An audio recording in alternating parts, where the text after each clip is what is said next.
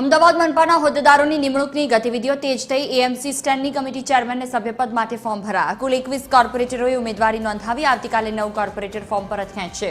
Standing committee chairman સહિત સભ્યોની વરણી થશે। રાજકીય ગતિવિધિઓ વચ્ચે કોર્પોરેશનમાં ચહેલ પહેલ વધી છે। આવતીકાલે આખરી ચિત્ર સ્પષ્ટ થઈ જશે।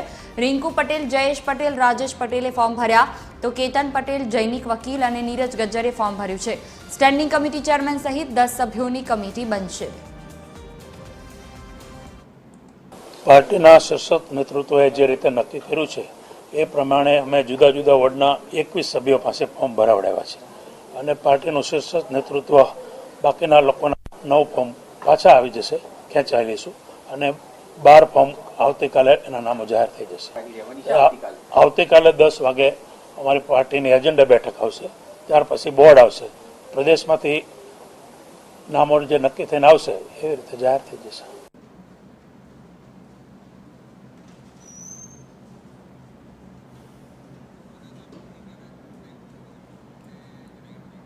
વધુ માહિતી સાથે સંવાદદાતા મોનિકા રાજપૂત જોડાય છે અમારી સાથે। જી મોનિકા, જે રીતે સ્વરાજના સુકાની સતત એક પછી એક મોહર વાગી રહી છે ત્યારે આવતીકાલે આખરી ચિત્ર સ્પષ્ટ થઈ જશે, શું વધુ જાણકારી?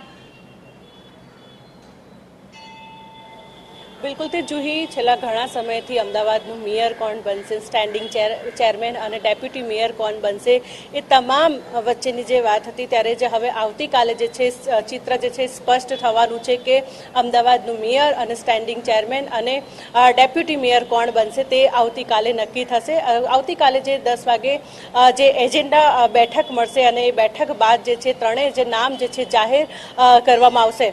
સ્ટેન્ડિંગ ચેરમેન પહેલા જે છે એક દિવસ પહેલા જેમ કે આજની વાત કરવામાં આવે તો 21 જેટલા કોર્પોરેટરે જે છે ફોર્મ ભરવામાં આવ્યું છે અને આ 21 કોર્પોરેટર દ્વારા જે ફોર્મ ભરવામાં આવ્યું છે જેમાં 9 જેટલા કોર્પોરેટર દ્વારા જે છે ફોર્મ પાછું ખેંચવામાં આવશે।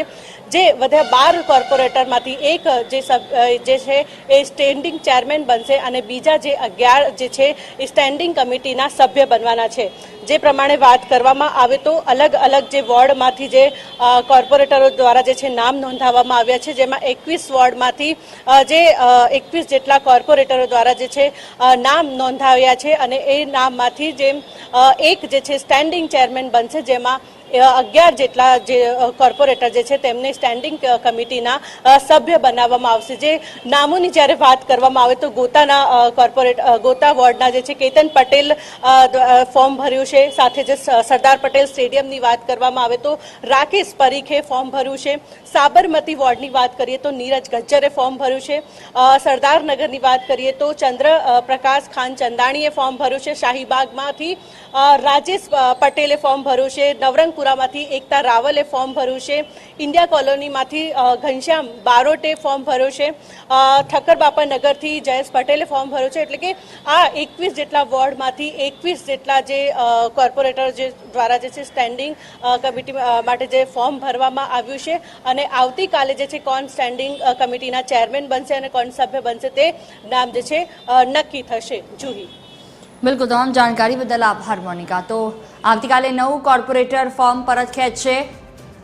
અત્યાર સુધીમાં જે જગ્યા ઉપર ફોર્મ ભરાયા છે તે આપને બતાવી રહ્યા છે આપણી ટીવી સ્ક્રીન પર। રાજકીય ગતિવિધિઓ વચ્ચે કોર્પોરેશનમાં સતત ચહેલ પહેલ વધી છે।